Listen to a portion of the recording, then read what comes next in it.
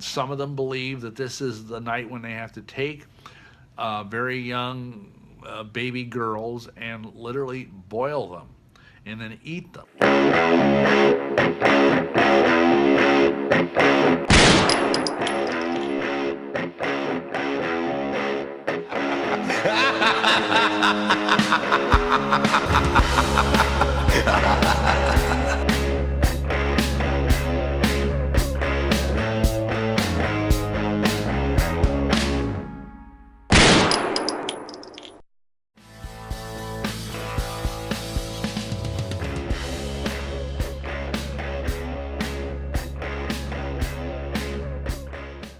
Shalom, brothers and sisters.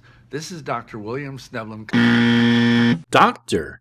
That's odd. I looked at your website and you don't have a doctorate's degree. So you are not a doctor, Mr. BS. You are not a doctor. Coming to you with a brief but urgent prayer alert about the upcoming Satanic holiday, which is once again upon us. This time it is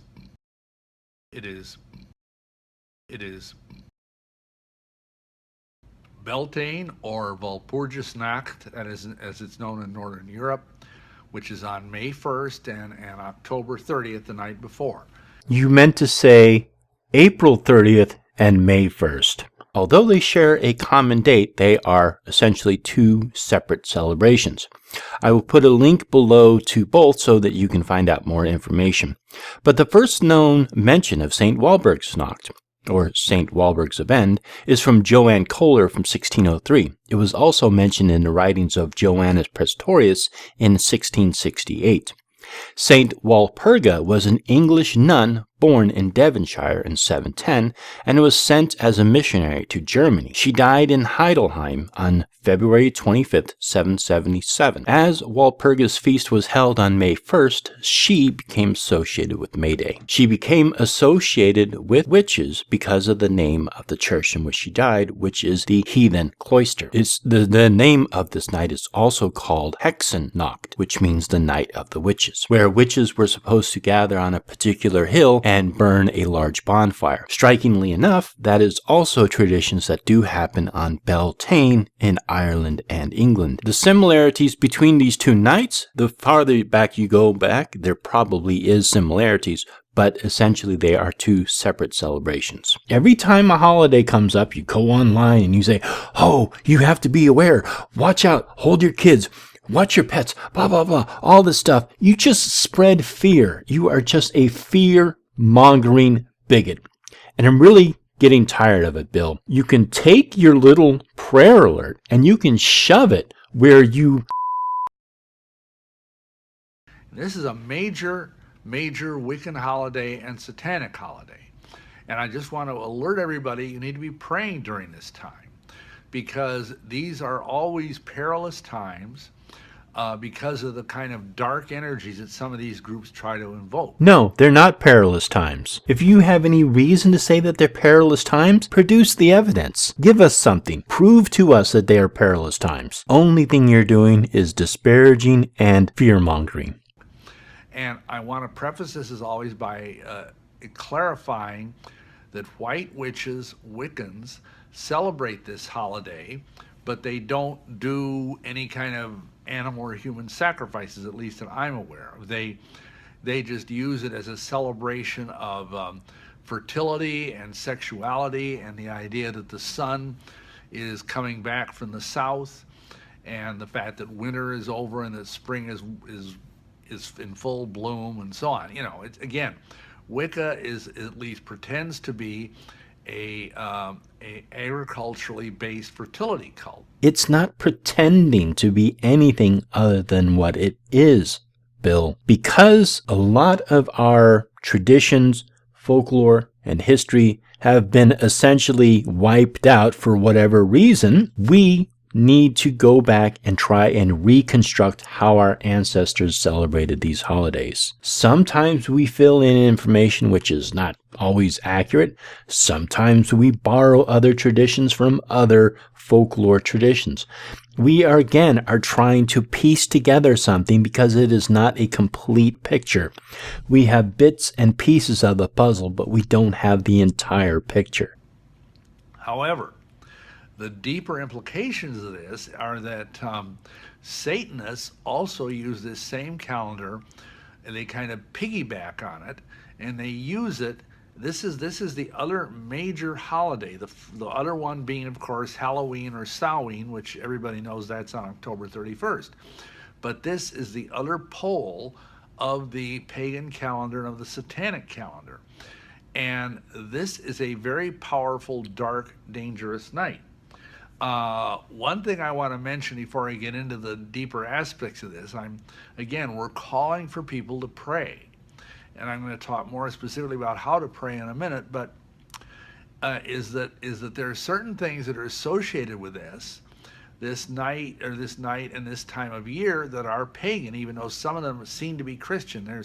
There's the idea of the maypole, dancing around the maypole. I would hope that everybody understands that is a veiled phallic symbol. It's phallic worship. Bill, it's a pretty thin veil. It's a pretty thin veil. Everyone who dances around the maypole is probably 99% in understanding that, yes, it is a representation of the male phallus. Okay, so, because it's a human body part that we have to cover and we have to not show to other people, it's something that shouldn't be even understood, even as a veiled symbol. This is your Christian repression. Human sexuality is a fact of life. Matter of fact, it is the whole basis for life. If we do not reproduce, our species does not continue on. Sexuality is a vital and important aspect of human life. So, yes, Bill, it is a veiled representation of a male phallus. And for little children to be dancing around this giant representation of the human phallus. And in this picture, I don't see a single young person. I see a bunch of adults. And garlanding it with flowers and ribbons or whatever. It looks very innocent. That's because it is innocent, you fear-mongering bigot. And I remember people were doing that even in our small community when I was a little child. You mean like back before the Civil War? But, it is pagan, and it does involve in the invocation of sexual feelings. No, it invokes fertility and the celebration of male fertility, the returning of the sun, the returning of spring. It is revitalizing the earth. It is having new life come up. Yes, Bill, our entire planet depends upon rebirth and revitalization and fertility. And yes, sexual energy, sexual life, life-giving sexual energy. In some cases prematurely for children, and you don't want that. So, and plus we're just not supposed to keep the feasts of the pagans. I mean, the scriptures tell us that. No, that's how you interpret the scripts. It's not what it says, but that's how you interpret it. That's according to your biased, bigoted, made-up religion. So that's number one. The other thing about this holiday, which is more recent, is its strong association with communism. What?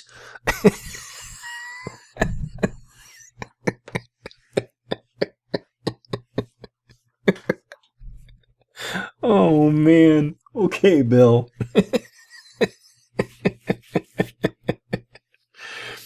Yes, let's see. What other logs can we throw onto this imaginary fire you want to start? Communism is a social political ideology. It doesn't have anything to do with any religion or non-religion or secularism. You can be a secularist and be a communist. You can be a secularist and be a capitalist. Those are two completely separate ideologies. Many of you may not remember this, but at one point in the Soviet Union, before it fell a quarter century ago, they would have May Day celebrations every year, and May Day was like the feast of the workers, quote unquote, the communist revolution, and all of that. And why is that spiritually significant? Well, aside from the fact that most people understand that communism is atheistic, it hates anything having to do with Christianity or religion of any kind. Most communists would probably consider themselves Christian. No, Bill, you are conflating, and you're absolutely 100% wrong.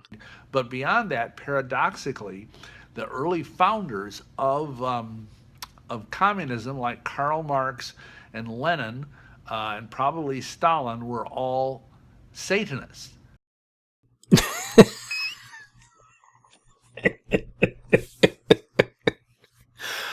Oh, they were all Satanists. Really? Really, Bill? So I'm just going to put aside for the moment that you're probably making this bullshit up to, again, make Satanists look bad. But how and why were they Satanists? And what proof do you have that they were Satanists? Marx was for certain. Karl Marx was an avowed Satanist. And this is documented in a book by Richard Wurmbrand, the famous man who started the Voice of the Martyrs, who was tortured for his faith in Eastern Europe many years ago. Karl Marx never admitted to ever being any kind of a Satanist or following any kind of a Satanist ideology. If anything, Karl Marx was an atheist. He was anti-religion. He felt that religion was a burden. He felt it was repressing. He felt it was limiting, controlling, and keeping mankind from leaping ahead in the world. So, yes. Karl Marx was definitely probably an atheist, but he was not a Satanist. And this book that was written by this gentleman is horrible. But anyhow, if you want, there is a link below so you can read the PDF of this book. And he knew firsthand that just the profound satanic evil of communism, and all of this crystallized on this night. And so this is being done, and to the extent that even the Catholic Church, in trying to be socially trendy, many, many years ago, started a feast of St. Joseph the Worker at this time. And, there's May crownings that go on in the Catholic Church where they have a little girl is selected and she's dressed up like a little bride in flowers and everything, and she goes and she puts a little crown on the head of the statue of the Virgin Mary. And this is, of course, idolatry. The crowning of the May Queen is, again, another example of how, especially the Catholic Church, has tried to incorporate pagan traditions and make them their own. There's a link below to not only the crowning of the May Queen, but also to the history of Joseph the Worker. However innocent it might seem, it's idolatry. And we just advise people to flee these things, whether it's May crownings or May polls or, obviously communism. Yes, May Queens, May polls, and communism. Yes, those are three things that are interchangeable. You are such a stupid, ignorant bigot. Understand that there's just some very, very dark energies during this time, even though its PR is a lot less sinister than Halloween.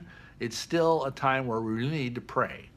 Now, the other thing to understand is that in the Northern European countries, as I mentioned, this is called Walpurgis Night, which means the night of Saint Walpurga.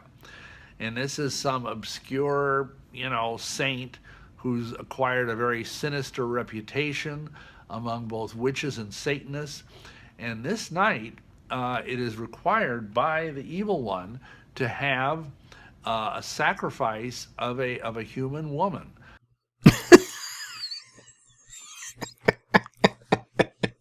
Bill, I was actually wondering if you were going to make this video and, do your regular disparaging and fear mongering and giving up false, bad, bogus information without including human sacrifice.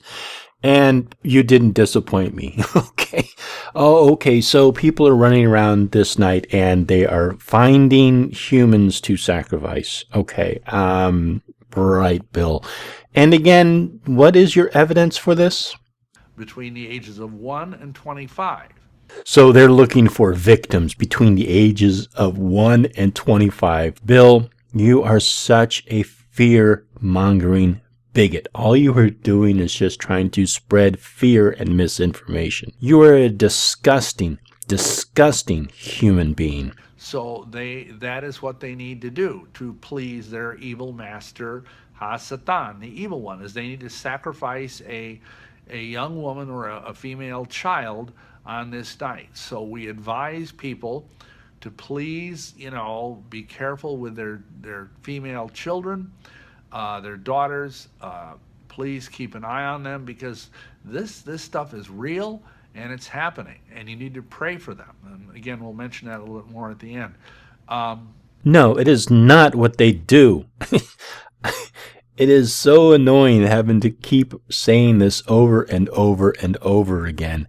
It's bullshit. It is an absolute 100% bullshit claim. You can ask any police department if they've ever come across ritual murders for Beltane, and they will give you an answer of no, there's no evidence for it. If it was real, Bill, you would actually be giving evidence for it. You would be providing hard evidence for it. But no, all you're doing is you're just claiming it happens. But the other thing to understand is that just like in Christianity or in Judaism or in most religions, there are different flavors of Satanism, and in some forms of hardcore Satanism. You always say hardcore Satanism. I haven't found any hardcore Satanism. I don't even know what hardcore Satanism is. And of course, the Church of Satan and these various other legal satanic groups claim, oh, we don't do any of this. This is all made up. But, there are underground satanic groups that are doing this and have been doing it for at least several centuries. Some of them believe that this is the night when they have to take very young baby girls and literally boil them and then eat them on this night to please their master, the evil one. So the evil one is Chernabog from Walt Disney's 1940s cartoon Fantasia. Okay. So this is a night of incredible darkness, and we really need to pray. Because, these dark forces are flooding our land. And of course, the Satanists in particular believe that by doing these things, they can push back the forces of light, the forces of biblical faith, the forces of Yahushua, and gain more and more ground in this country, as if they haven't gained already plenty of ground in the media, in the political scene, in the academic scene. But, that's another talk. So you are so upset that there are satanic organizations or satanic groups that are actually being recognized in academia, being recognized in political spheres, having a political discourse, being able to have a voice around issues such as education, abortion, and other issues. You are so upset by that. You are so frightened by that you have to make up these lies. You have to make up stories about human sacrifice and cannibalism that, of course, you can't verify or give any proof for, hoping that the people who listen to your videos are just going to blindly assume that this is happening. The point is, we need to pray against this. We need to stand against it. And as we say always, pray for your children, particularly if you have daughters. Pray for the children of your community who may not have anybody to pray for them. And we have on our website for free download a prayer to pray in dark seasons. And this is one of those dark seasons, one of the 8 major festivals of witchcraft and Satanism. So please, brethren, join with us in prayer over the period of the 30th, the evening of the 30th, and the day of May 1st, which is coming up in about 3 days. We exhort you to do this and take up the sword of the Spirit and the shield of faith and the rest of the armor, and go forth and pray for your family, pray for your community, pray for your nation, because you can believe me, these evil people are doing what they're doing with great zeal and great dedication, including fasting and taking the energy from that and trying to direct it toward the destruction of scriptural values in this nation and the world. I can pretty much attest to probably about 90% of the people who are going to be celebrating Beltane is not going to be fasting.